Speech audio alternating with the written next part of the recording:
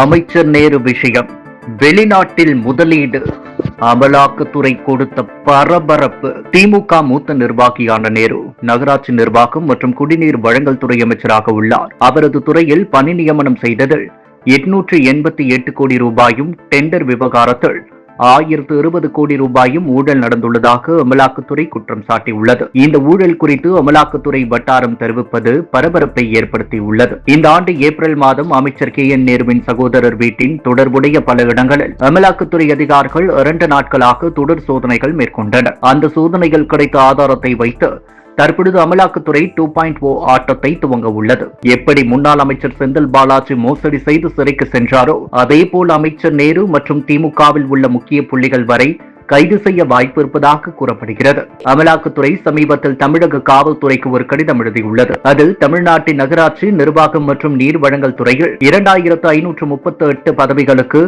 அதிகாரிகள் மற்றும் பணியாளர்களை தேர்ந்தெடுப்பதில் பண மோசடி நடந்ததாக குற்றம் சாட்டியுள்ளது. அதில் 2024ஆம் ஆண்டு தேர்வு நடைமுறைகள் மோசடி செய்ததற்காகவும், ஆகஸ்ட் 2025இல் குறைந்தது 150 தேர்வர்களுக்கு ஆதரவாக பணி நியமன உத்தரவுகளை வழங்கியதற்காகவும், இதனை அதிகாரத்தில் உள்ள அரசியல்வாதிகள் மற்றும் அவர்களுக்கு நெருக்கமான நிறுவனங்களால் ஒரு பதவிக்கு 25 லட்சம் ரூபாய் முதல் 35 லட்சம் ரூபாய் வரை லஞ்சம் வசூலிக்கப்பட்டு 888 கோடி ரூபாய் வரை ஊழல் நடந்திருப்பதாக அமலாக்கத்துறை தெரிவித்துள்ளது. அதைத் தொடர்ந்து மீண்டும் நகராட்சி நிர்வாகம் மற்றும் குடிநீர் வழங்கல் துறையில் நடந்த பணி நியமனங்களில் முறைகேடு என குற்றம் சாட்டிய விவகாரத்தில் தமிழக தலைமை செயலாளர் மற்றும் DGPக்கு அமலாக்கத்துறை மீண்டும் கடிதம் எழுதியுள்ளது. அதில் தனது உறவினர்கள் மூலம் ஒப்பந்ததாரர்களிடத்திலிருந்து ஒப்பந்த மொத்த மதிப்பின் 7.5% முதல் 10% வரை முறையற்ற பணமாக வசூலித்துள்ளதாக குற்றம் சாட்டியுள்ளது.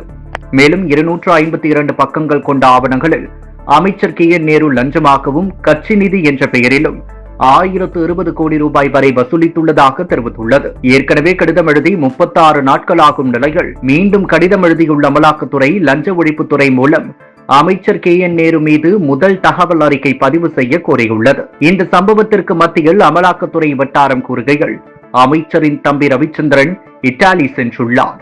அங்கு பல கோடி ரூபாய் சட்டவிரோதமாக முதலீடு செய்வது தொடர்பாக சிலரை சந்தித்து பேசியுள்ளார்.